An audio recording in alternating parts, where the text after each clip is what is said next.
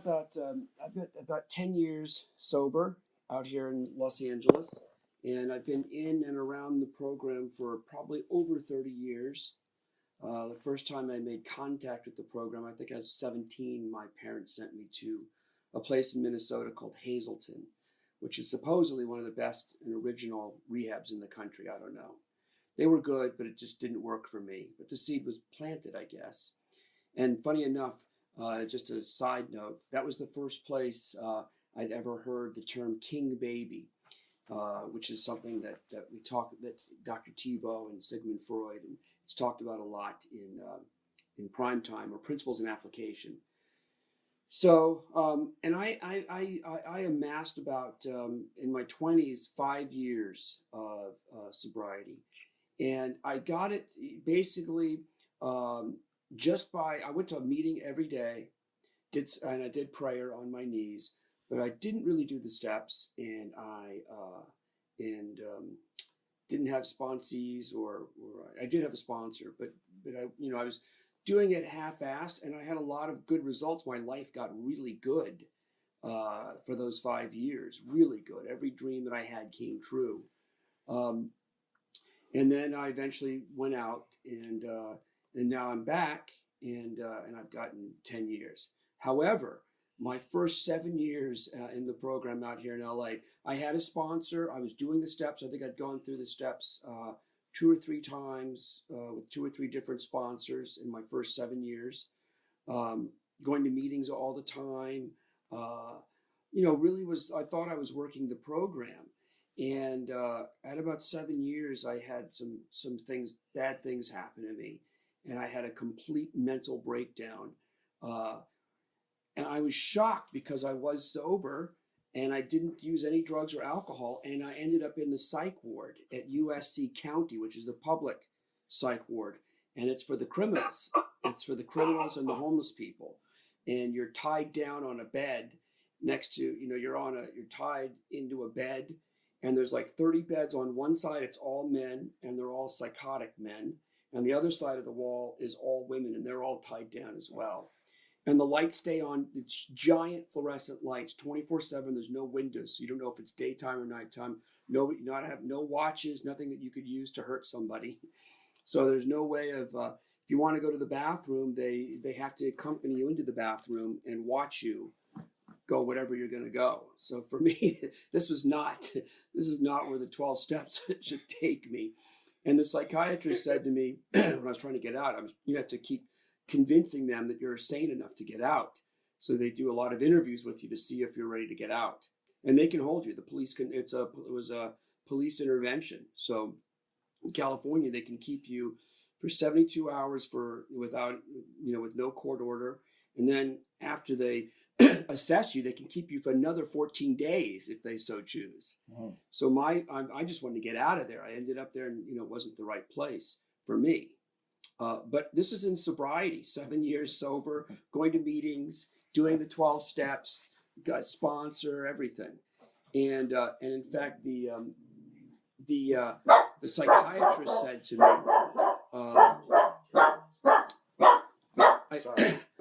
they wanted to force me to take Ativan, which is like Valium. And they said, it'll make your stay a lot easier here. You're anxious. I said, I don't want the Ativan. And she said, why?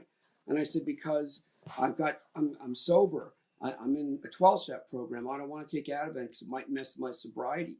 And she looked at me and she said, well, look where your 12-step program got you. And she said, since you're going to refuse the Ativan, I have to put that mark that against you. And that's going to go against you when we come to assess whether or not you can leave. So but I wouldn't take it. I refused to take it. And so then they tried to make me, I wasn't doing bowel movements. So they want to give you a laxative. So I refused the laxative. And fortunately, because I'm a vegan, the laxative is in gelatin. So that didn't count against me. She wasn't able to count that against me, refusing my medication. But anyway, I did get out after 3 days, and was sober but psychotic, and that 3 days in there was a really bad experience and a wake-up call. The guy, and all the men are shoulder to shoulder. The beds are tiny, so you're literally touching the other guy's shoulder in the bed. And the guy next to me was a chronic masturbator, and he masturbated nonstop for 3 days next to me, nonstop. He never slept, and he was always shaking. The bed was off his shoulder was always shaking up against my shoulder.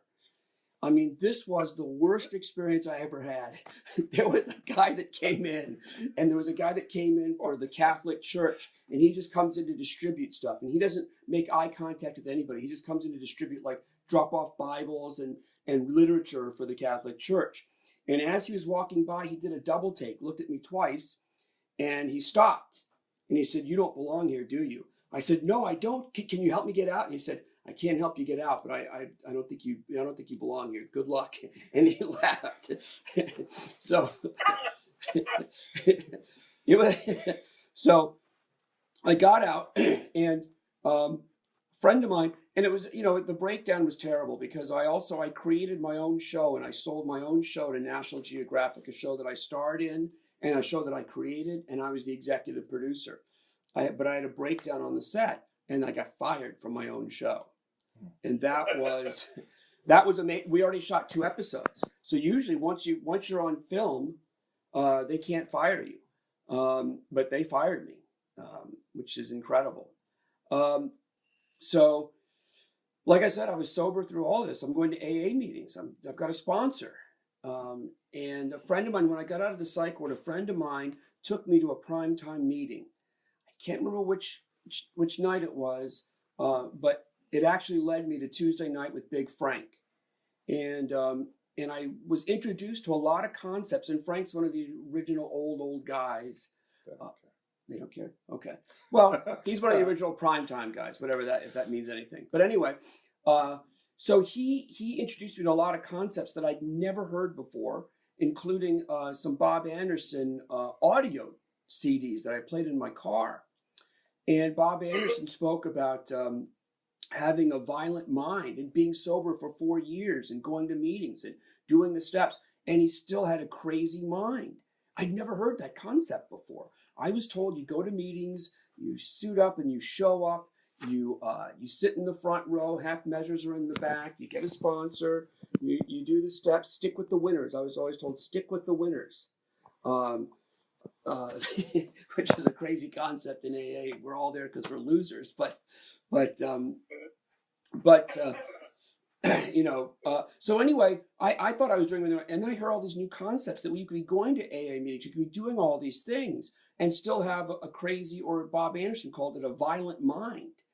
And little by little, I started realizing that, yeah, I'm sober, but I've got a violent mind. I'm constantly thinking of ways to seek revenge on pretty much everybody. Everything that happens in my life, I always feel disrespected. So I'm always looking for revenge because I'm disrespected. And then the other concept that I was introduced to was Harry Tiebout, Dr. Tiebout. Never heard of Harry Tiebout, the Tiebout Papers. And he writes in the papers a thing on, turn that off. Okay. About surrender versus compliance in AA. And that was a completely new concept to me. I had never, and I always thought compliance was good. I was sent away to very strict boarding schools at the age of 11. And I was taught at boarding school that we comply. Compliance is what we do. And when you comply, you'll have a good life. You just do what everybody says, get into the best schools. I got into an Ivy League college in New York, so I did everything in compliance. And I thought I had success. It looked like success. So I always thought compliance was a really good thing, and I got into AA and I complied. I didn't really believe any of this stuff. I didn't really like any of the people, but I saw that it worked, so I was in compliance. I did what I was told in AA, and I thought I would get the cash and prizes. And apparently that didn't work, because after 7 years, I ended up in the violent criminal psych ward. So the compliance wasn't working for me. So this whole concept of surrender was a new concept for me.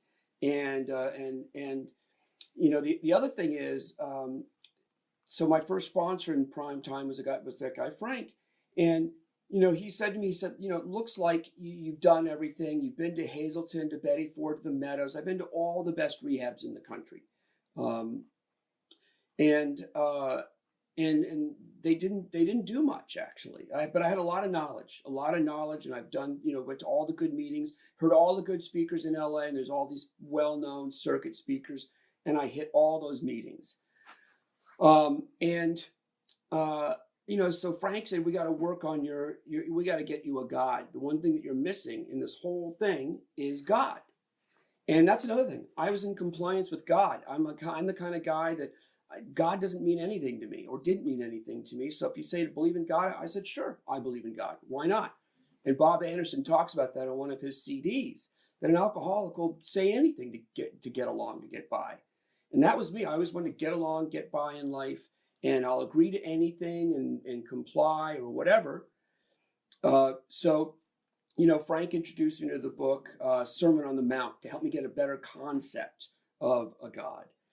And I did have another sponsor before that who was a big Christian and tried to get me all the religious Christian stuff, and that repelled me.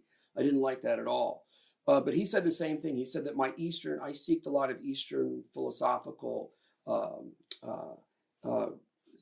Hinduism, Sikhism, and that sponsor before Frank told me, he said, when you're going